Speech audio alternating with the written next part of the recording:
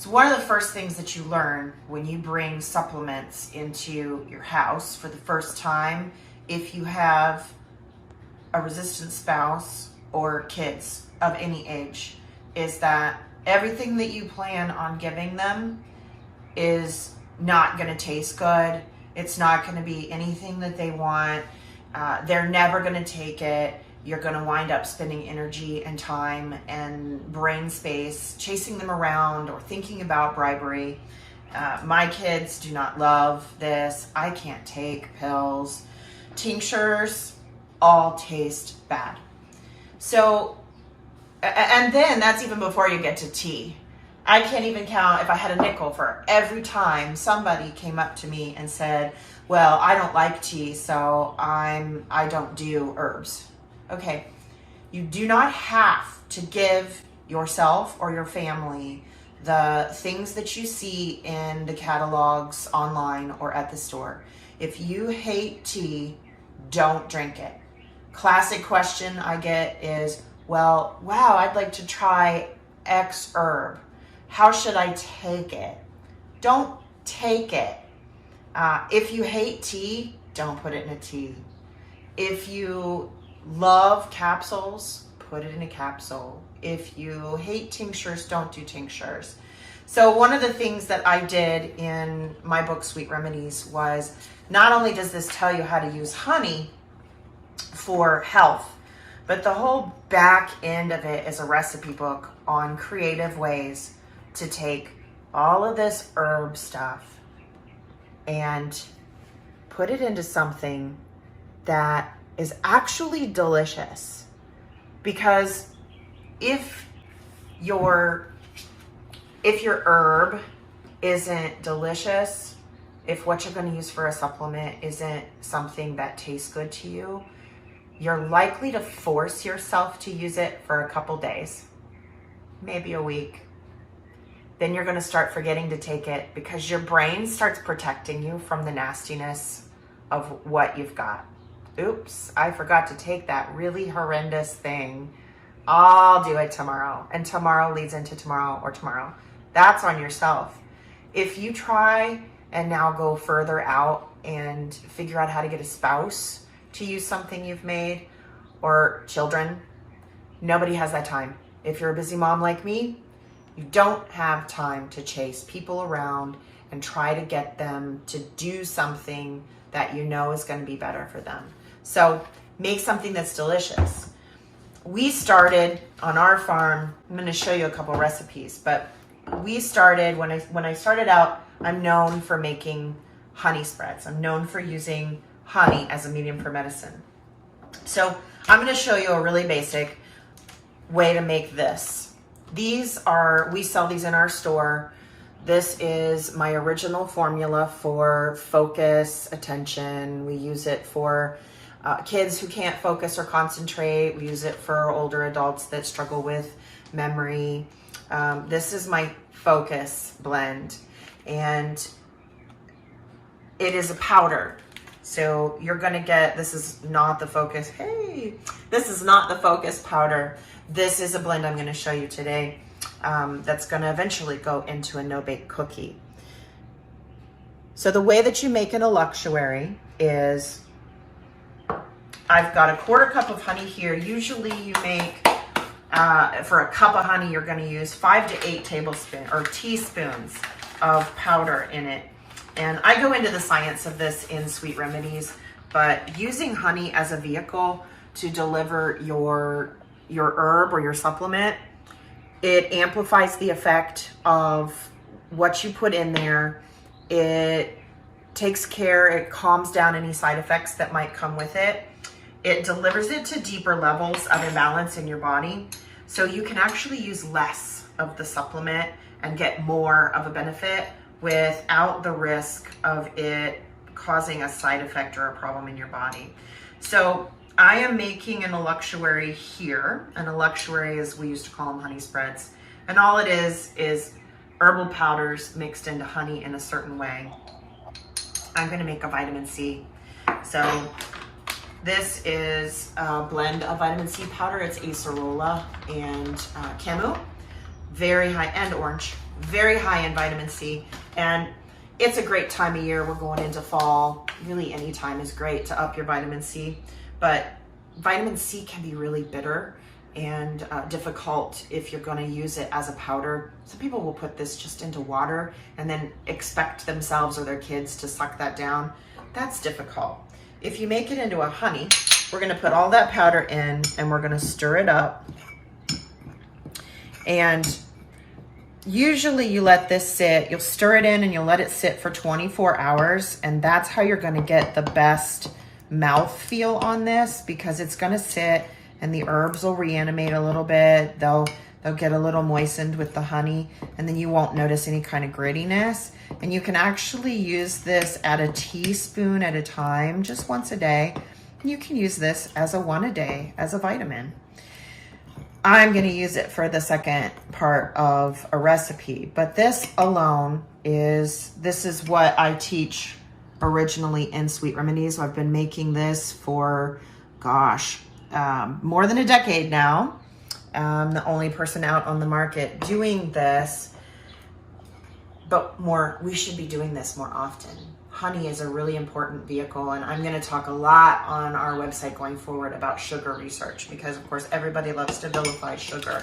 But I sell these packets so that you can use your own local raw honey wherever you are, so that you just mix it. These packets go into a pound of honey, and you've got this.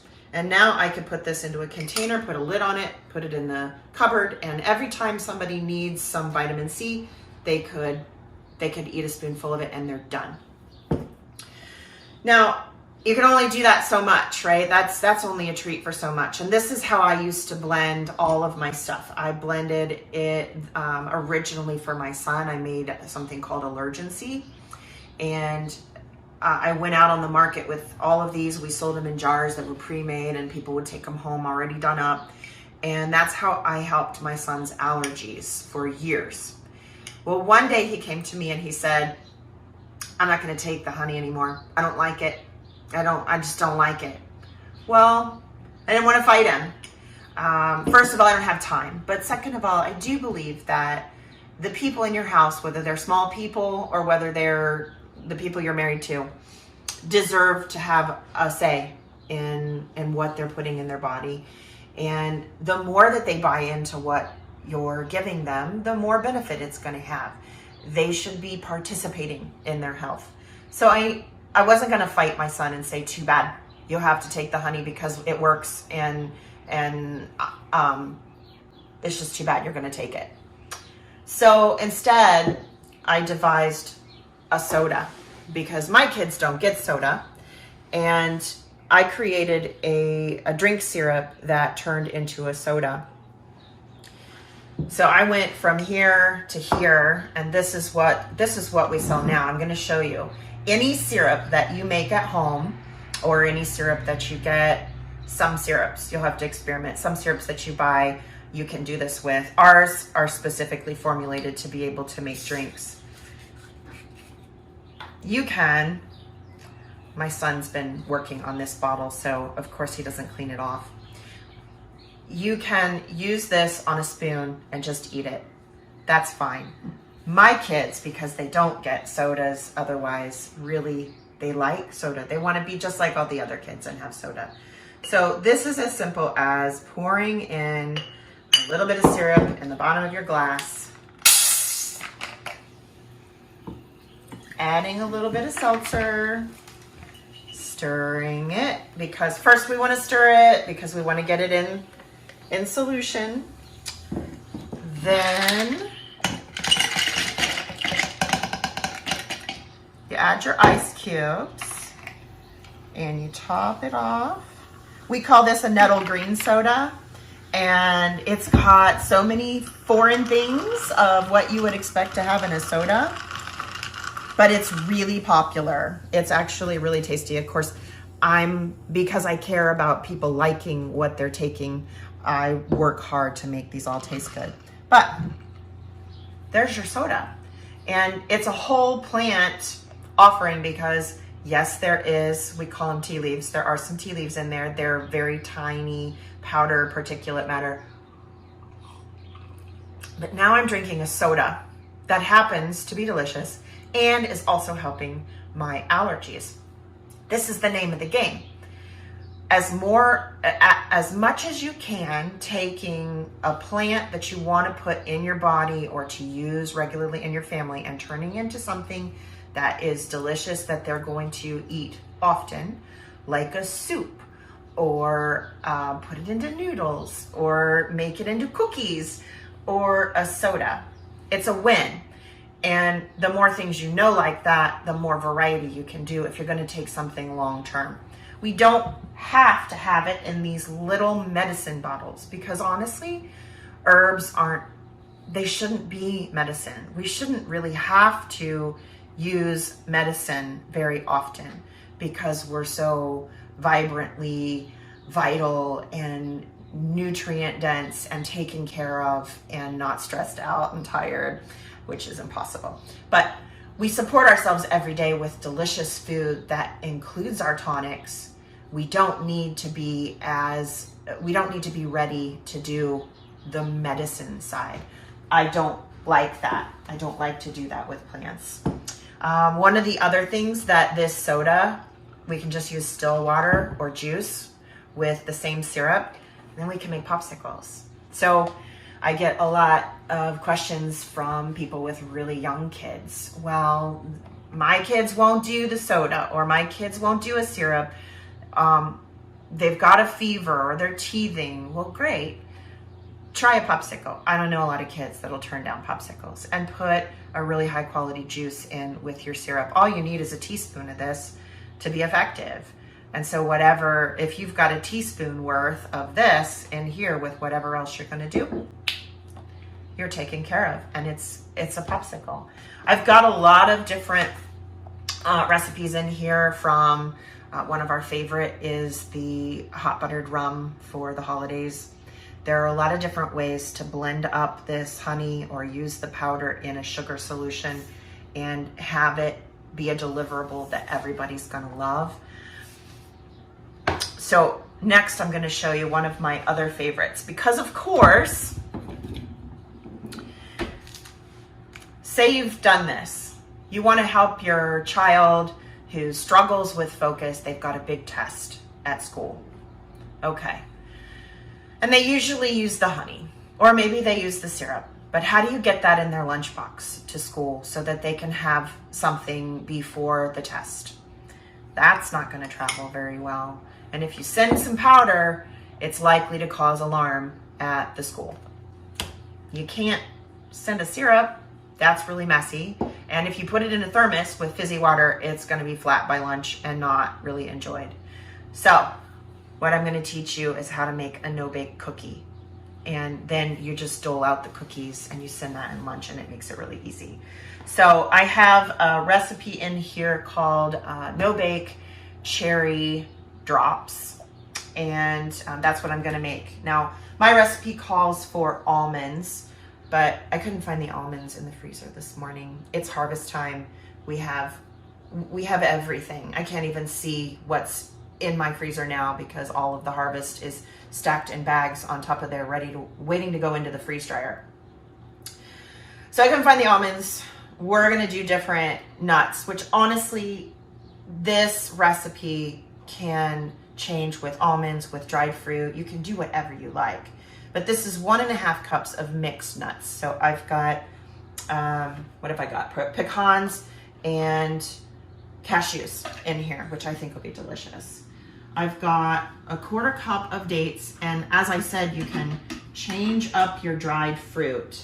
This is 2/3 of a cup of dried cherries. You don't have to do dried cherries. You could do raisins. You could do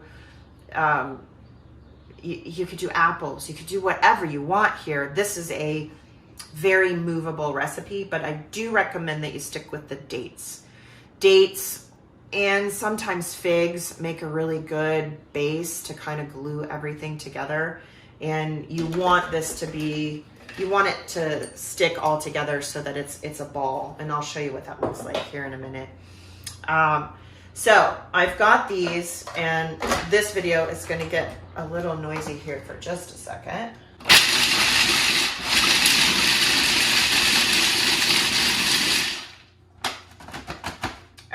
So, move this over so you can see what this is starting to do. We're coming apart. I'm going to add in this is coconut oil. It's 2 teaspoons of coconut oil. This is going to help it start to kind of cream together. I've got 2 teaspoons of vanilla extract. You can use any extract that you like for flavoring. And I'm going to take that eluxuary that I made at the beginning, that honey spread. I've got a 1/4 cup of that honey spread, and I'm going to add this in because that is going to give me my dose, my supplement. This is where my vitamin C is going to come in. And I didn't mention the other thing that's in here. The red is hibiscus.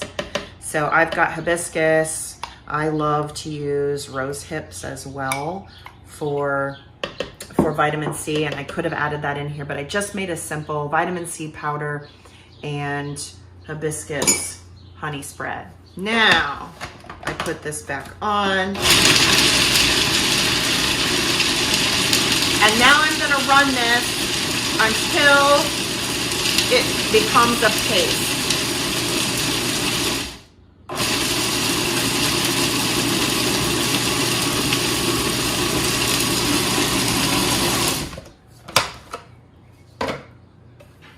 And you can see now I have a really chewy, delicious, yummy ball. I'm gonna separate this out into 12 cookies because I know that there are 12 teaspoons in a 1/4 cup of honey. So I'm gonna be wanting to do, I wanna make this so that each one is enough to be effective. So I could send 1 cookie with my child in their lunch and they could get ready for their test.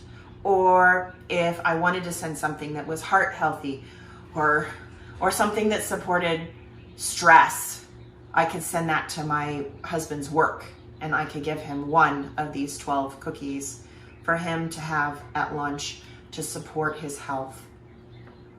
In this way, I make it portable, I make it delicious. I'm getting a whole lot of other good things in here. They're getting fiber, they're getting the vitamins and deep minerals from those dried dates and other dried fruits that I might use, and the nuts, lots of vitamin E. I'm getting so much nutrition to my family, and even if I could have sent a tincture drop in with my child for lunch, this is going to give so much more to them than just that tincture. This real food is going to go deeper and give them much more support, along with the plants that I want to go in to support their body working effectively. These are delicious, and you can alter them however you like. I've got recipes for granola. I've got recipes for, they mentioned the popsicles, hot drinks, cold drinks, soups, all different creative ways to put this together so that your family isn't taking their herbal medicine. Herbs and supplements, they shouldn't be medicine. They should be your food. They should be things that are gloriously delicious, treats. That's okay. It's okay to give treats that support health. So I hope this inspires you to think outside the box. Think outside the herbal medicine box. Don't get trapped in that. If you want to boost your family's health and you're doing all the other good things that are in the Proactive Health Summit, eating well and getting outside and getting your hands in the dirt and caring about your spiritual health and your mental wellness, and you're doing all that good stuff and you want to add plants to that, do it in a way that's delicious. Do it in a way that doesn't take away from your day as the health giver, the caregiver in your home, where you have to be frustrated and fight and wheedle and beg and sneak things, and heaven forbid people wind up sneaking capsule powders and tinctures into food. That's not the way for your family to be long-term healthy. You want them to participate. You want them to not only know that they're doing something that's good for them, but enjoy it. So I hope this inspires you to do that.